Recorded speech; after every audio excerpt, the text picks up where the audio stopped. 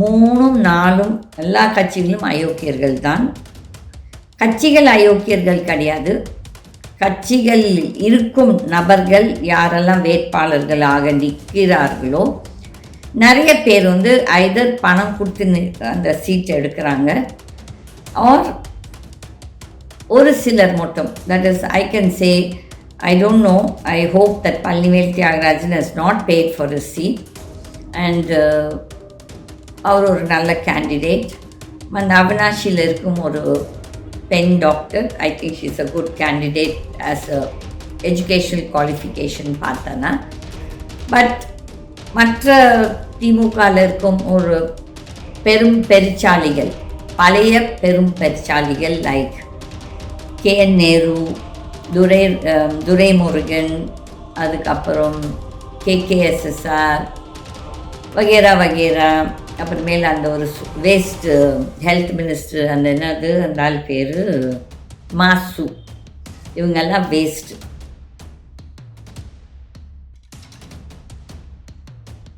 திமிர், ஆணவம், தான் ஏதோ எம்ஜிஆர் ஜெயலலிதா ஆயிட்ட மாதிரி அந்த ஆளுக்கு ஒரு நினப்பு. இந்த நினப்பு வந்துட்டு நினப்பு தான் கெடுக்குமாமா ஒருத்தன் பொழப்ப. தட் இஸ் இங்கிலீஷில் சொல்லுவாங்க, arrogance comes before a downfall. இந்த திமிர் பேச்சு, இந்த திமிர்கள் எல்லாம் அந்த ஆள் இருக்கிற கட்சியில் இருக்கவங்க எல்லாத்தையும் துரத்தி விட்டுட்டு என்னமோ தான் தான் கட்சியை ஆரம்பித்து அவங்க நாட்டை செஞ்சிட்ருக்காங்க. மக்கள் வந்து அந்த இபிஎஸ்க்கு ஒரு செருப்படி, it's not for Anna DMK, இபிஎஸ்க்கு ஒரு செருப்படி கொடுக்கணும். ஏன்னா அந்த ஆளோட நினைப்பு அப்படி. ஓகே, தான் ஏதோ பெரிய உலகமாக அறிவாளி மாதிரி. எஸ், நீ அறிவாளி தான், கொள்ளடிக்கிறதுல நீ பெரிய அறிவாளி.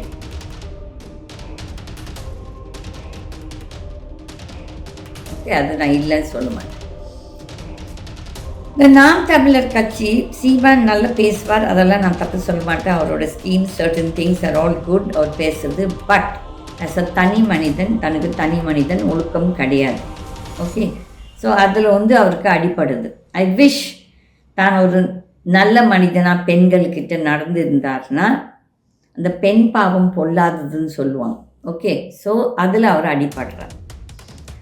கடைசிக்கு வருது இந்த அயோக்கியன் விஜய், தற்குறி, மொரான், இடியட். இவன் வந்துட்டு அரசியலுக்கு வந்து இவன் வந்து தூய சக்தியாமா. என்னடா தூய சக்தி? உன் பொண்டாட்டி குழந்தை குட்டிங்களை ரோட்டில் விட்டுட்ட, எவ்வளோ பேர் உன்னால் செத்துருக்காங்க, எவ்வளோ குடும்பங்கள் உன்னால் அழிந்துருக்குன்னு சொல்லிட்டு உனக்கே தெரியாதாடா? உன்னோட திமிர் அகம்பாவம். நீ வந்து ஒரு சிஎம் ஆகிறதுக்கு முன்னாலேயே நீ தனி ஃப்ளைட் எடுத்துக்கிட்டு அயோக்கியத்தை, உனக்கு கூட இருக்கிறது அயோக்கியன் எல்லாம் அந்த ஆதவர்ஷன் ஆகட்டும் சரி, அந்த ஐஆர்எஸ் ஆஃபீஸர், இவங்கெல்லாம் ஒரு கேடு நாட்டுக்கு, இவங்கெல்லாம் ஒரு கேடு.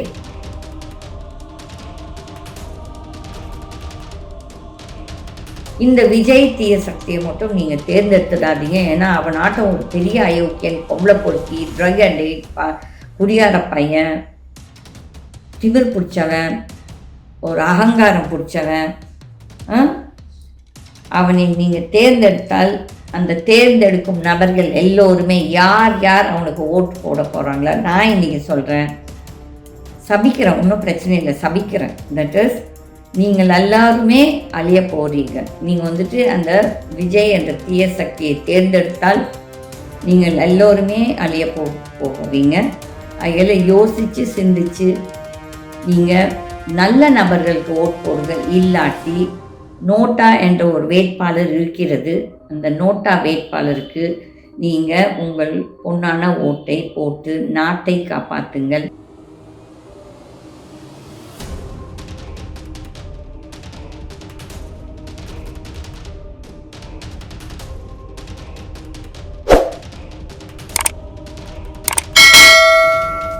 வணக்கம். Geetha TV and Swatantra party நேயர்களுக்கு இன்னும் 23rd for the election of Tamil Nadu assembly. நேற்று வந்து நான் ஒரு ஃபங்க்ஷனுக்கு போயிருந்தேன். ஜென்ரலாக என்னை நிறைய பேர் கேட்பாங்க, கீதா உங்கள் ஒப்பீனியன் என்ன, எந்த பார்ட்டி வரணும், எந்த பார்ட்டி ஜெயிப்பாங்கன்னு சொல்லிட்டு. நான் வந்து முதலே ஒரு 1-2 வருஷத்துக்கு முன்னாலேயே சொல்லியிருந்தேன் டிஎம்கே ஜெயிக்கக்கூடாதுன்று. ஆனால் இன்றைக்கு நான் என்னோட வார்த்தைகளை வாபஸ் வாங்குகிறேன். ஏனென்றால் நாட் தட் டிஎம்கே பெரிய யோகிய சிகாமணி கட்சின்னு சொல்லி இல்லை, கிடையாது. இப்போ இந்த இன்னைக்கு இருக்கும் தமிழ்நாட்டு என்ன சொல்கிறது தேர்தல் நிலவரப்படி 3 பேரும் ஒரு 4 பேரும் எல்லாம் அயோக்கியர்கள் தான். இப்போ இருக்கும் வேட்பாளர்கள் 70 to 80% எல்லாமே ஊழல்வாதிகள் தான். இதில் எந்த பிசாசு நல்லதுன்னு கேட்டேன்னா எந்த பிசாசும் நல்லது கிடையாது. ஆனால் யாரோ ஒருத்தர் ஆட்சி அமைக்கணும். என்ன கேள்வி கேட்டால் நான் எப்போ சொல்வேன், ஒரு தடவை அது நோட்டாக்கு ஓட்டு போடுங்க. ஏனென்றால் அப்போ தான் இந்த அரசியல் கட்சிகளுக்கு ஒரு பயம் வரும், மக்கள் சிந்திக்க ஆரம்பிச்சிட்டாங்க என்று. ஆனால் நம்ம மக்கள் என்ன பைத்தியக்காரத்தமாக பதில் கொடுப்பாங்கன்னா, என் ஓட் வேஸ்ட்டாக போயிடும். உங்கள் ஓட் வேஸ்ட்டாக போடல, இப்போ நீங்கள் ஓட் போடுறதால மட்டும் ஓட் பெருசாக யூஸ்ஃபுல்லாக இருக்குதுன்னு நினைக்காதீங்க. உங்கள் ஓட் நீங்கள் அயோக்கியர்களுக்கு போடும்போது, நீங்கள் அயோக்கியர்களை தேர்ந்தெடுக்கும் போது அந்த அவங்க செய்யும் பாவத்தில் உங்களுக்கும் ஒரு பங்கு இருக்கிறது. கண்டிப்பாக ஒரு பங்கு இருக்கிறது. அதில் என்ன செய்யணும்னு சொன்னால், இன்றைக்கு நிலவரப்படி 3ம் 4ம் எல்லா கட்சிகளும் அயோக்கியர்கள் தான். கட்சிகள் அயோக்கியர்கள் கிடையாது. கட்சிகள் இருக்கும் நபர்கள் யாரெல்லாம் வேட்பாளர்களாக நிற்கிறார்களோ நிறைய பேர் ஐதர் பணம் கொடுத்து அந்த சீட் எடுக்கிறாங்க, ஆர் ஒரு சிலர் மட்டும். That is I can say, I don't know, I hope that Palnivel Thiagarajan has not paid for his seat and அவர் ஒரு நல்ல கேண்டிடேட். அவினாஷியில் இருக்கும் ஒரு பெண் doctor, I think she is a good candidate as a educational qualification பார்த்தானா. But மற்ற திமுகவில் இருக்கும் ஒரு பெருச்சாளிகள், பழைய பெருச்சாளிகள் லைக் கேஎன் நேரு, துரைமுருகன், அதுக்கப்புறம் கேகேஎஸ்எஸ்ஆர் வகேரா, அப்புறமேல அந்த ஒரு வேஸ்ட் ஹெல்த் மினிஸ்டர், அந்த ஆள் பேர் மாசு, இவங்கெல்லாம் வேஸ்ட்டு. பட் ஸ்டாலின் அவங்களுக்கெல்லாம் சீட் கொடுத்துருக்காரு. எதுக்குன்னு எனக்கு புரியல.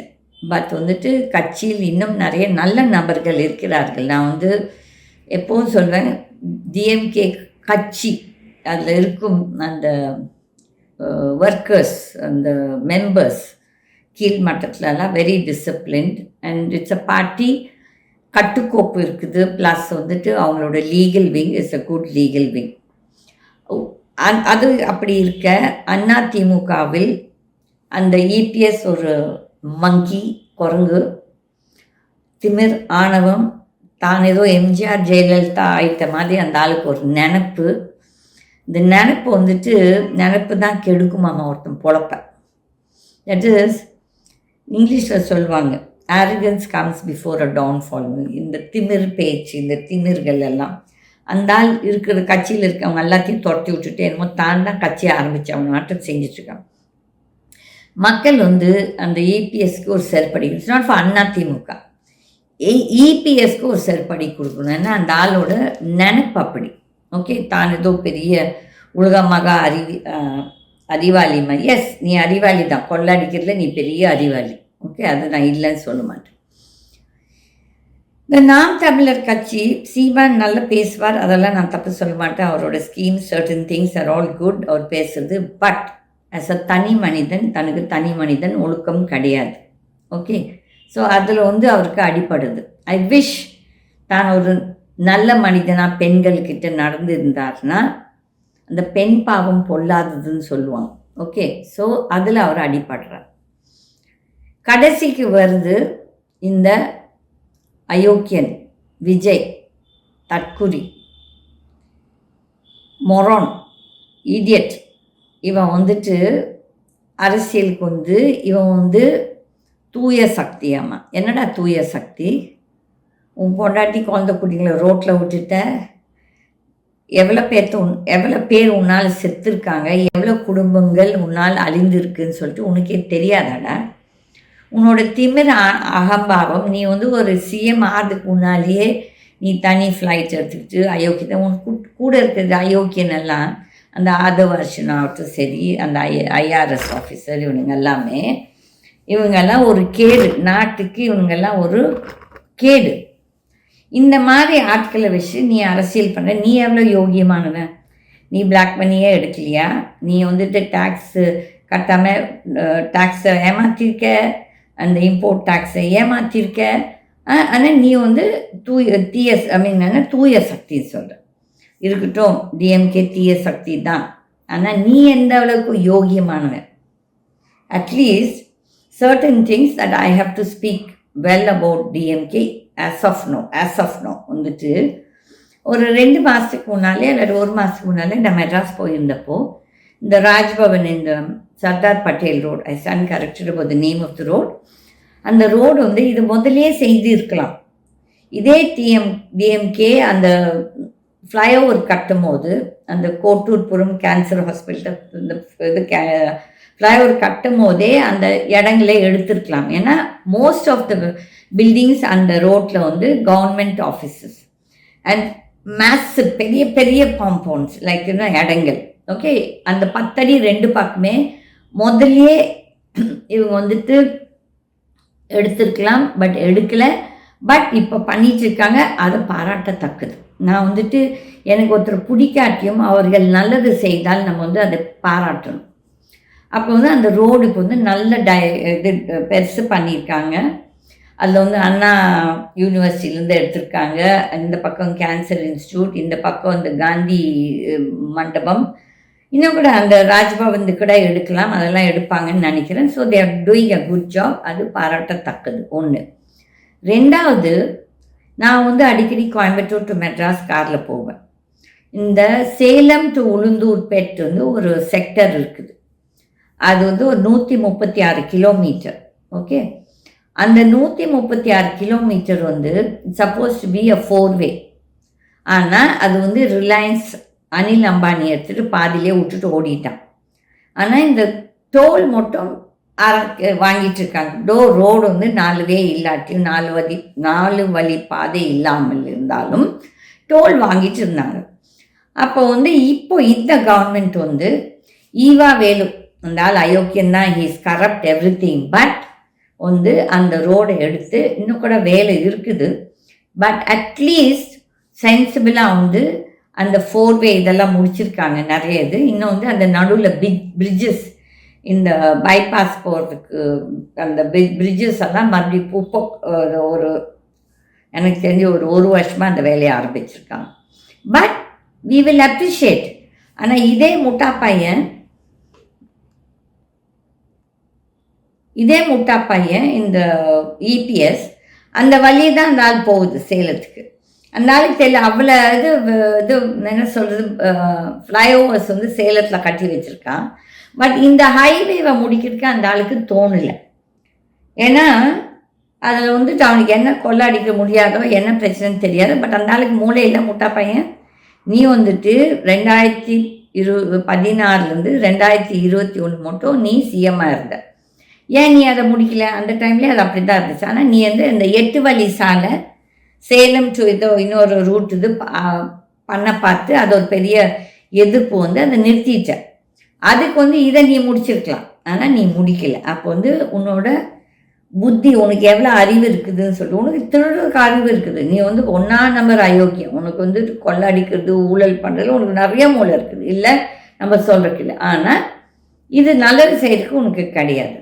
அந்த மாதிரி ஒரே ஒரு இது நம்ம பாராட்டலாம் டிஎம்கேல, என்னென்னா இந்த ரோட்ஸ் வந்து ஓரளவுக்கு இந்த ஸ்டேட் ஹைவேஸ் எல்லாத்தையும் நல்லா விரிவுபடுத்தியிருக்காங்க, அதெல்லாம் பாராட்டத்தக்கது. ஆனால் மிஸ்டர் ஸ்டாலின், உங்கள் department, that is registration, RTO office, உங்கள் ஹெல்த் டிபார்ட்மெண்ட், உங்கள் போலீஸ் டிபார்ட்மெண்ட், ப்ளஸ் நிறைய டிபார்ட்மெண்ட்ஸ், அது எல்லாத்துலேயுமே ஊழல் இன்றைக்கும் ருத்ர தாண்டவம் ஆடிக்கொண்டு தான் இருக்கிறது. அதில் ஒரு பெரிய எக்ஸாம்பிள் என்ன நான் சொல்ல விரும்புகிறேன், எதுக்கு இதை நான் பேச ஆரம்பித்தேன்னா, நேற்று என்னோடய student, my first batch of student வந்து நர்சிங், ரொம்ப நேர்மையான ஒரு பொண்ணு.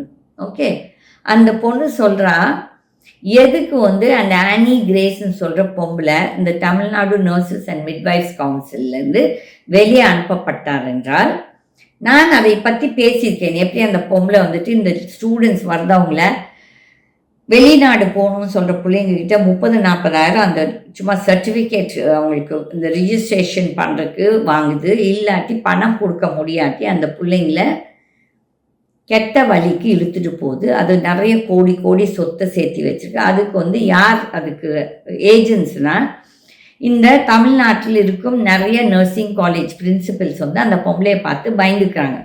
அதில் பிஎஸ்சி காலேஜில் இருந்த ஒரு பிரின்சிபல் ஒரு சில வருடங்களுக்கு முன்னால் அந்த அம்மாவை அப்படி கொடுமைப்படுத்தி, அந்த அம்மா இங்கே தமிழ்நாட்டிலே ப்ராக்டிஸ் பண்ணாதபடி, அந்த அம்மாவை இங்கே வேலை செய்யாதபடி இது பண்ணியிருக்கு. இப்பேற்பட்ட ஒரு பொம்பளை வந்து ஒரு 10, 12, 13 வருஷமாக அந்த தமிழ்நாடு நர்சஸ் அண்ட் மிட்வைஃப்ஸ் கவுன்சிலோட ரிஜிஸ்ட்ராராக இருக்குது. இப்போ ஒரு இன்னொருத்த வந்திருக்கான், ஒரு டாக்டர் சண்முக சம்திங். அந்த ஆள் வந்து அந்த பொம்பளைக்கு கைத்தடி.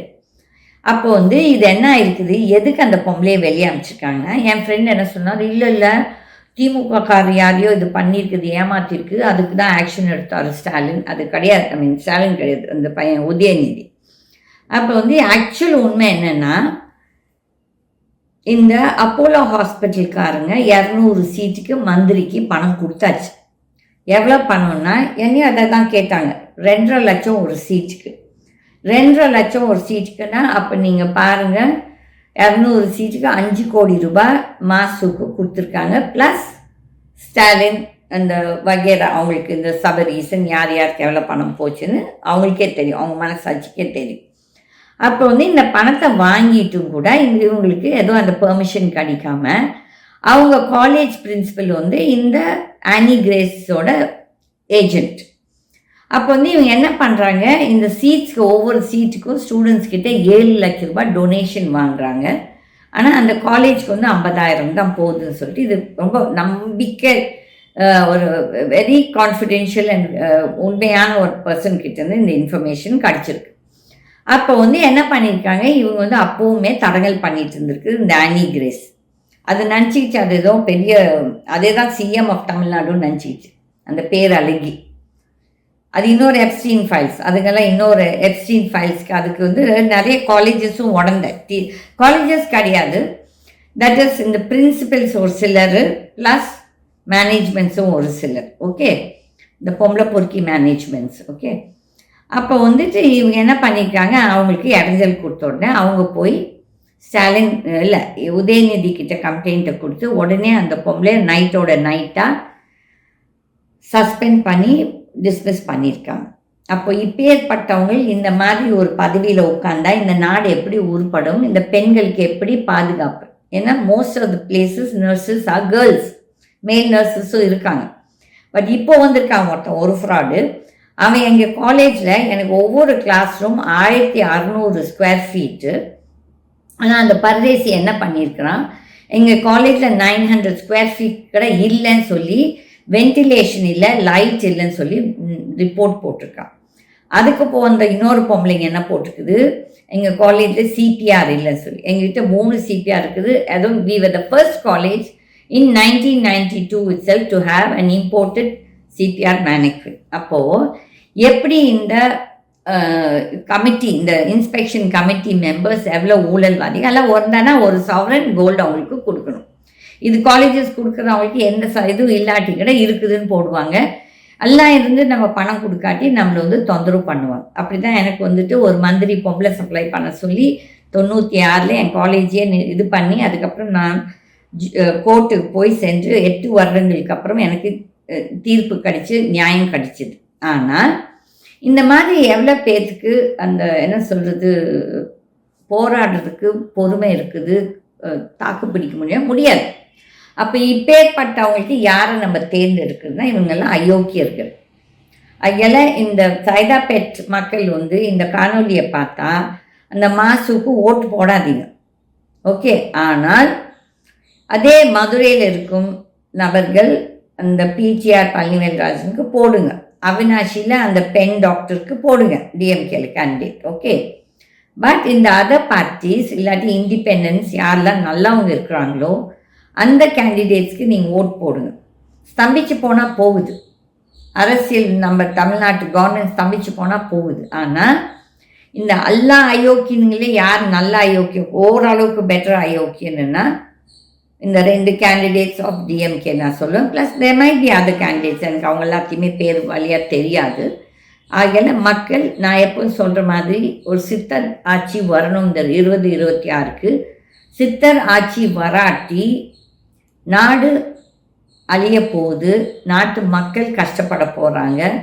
இது அவர்களால் இது. அதே மாதிரி நீங்கள் விஜயை தேர்ந்தெடுத்தால் அவன் ஒரு பெரிய பெரிய தீய சக்தி, அவன் ஒரு மென்டல், அவன் சைக்கோபேத்.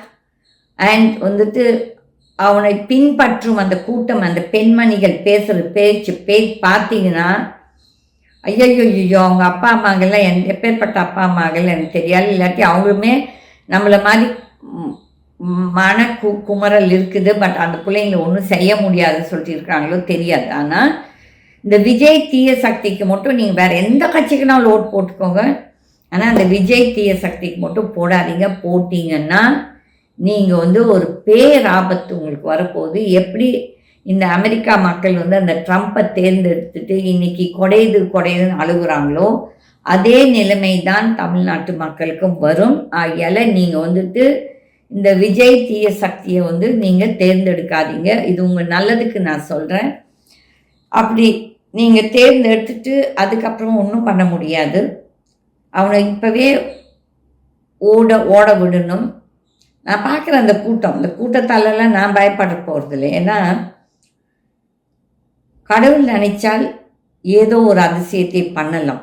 அந்த அதிசயம் நடக்கும்னு சொல்லிட்டு நான் இன்னும் ஹோப் பண்ணுறேன். இன்னும் 5-6 நாள் அப்படி நடக்காட்டி அதுக்குமே ஏதோ ஒரு காரணம் இருக்கும். ஆனால் இந்த விஜய் தீய சக்தியை மட்டும் நீங்கள் தேர்ந்தெடுத்துடாதீங்க. ஏன்னா அவன் ஆட்டம் ஒரு பெரிய அயோக்கியன், பொம்பளை பொறுக்கி, ட்ரக் அடிக்ட், குடியார பையன், திமிர் பிடிச்சவன், ஒரு அகங்காரம் பிடிச்சவன்.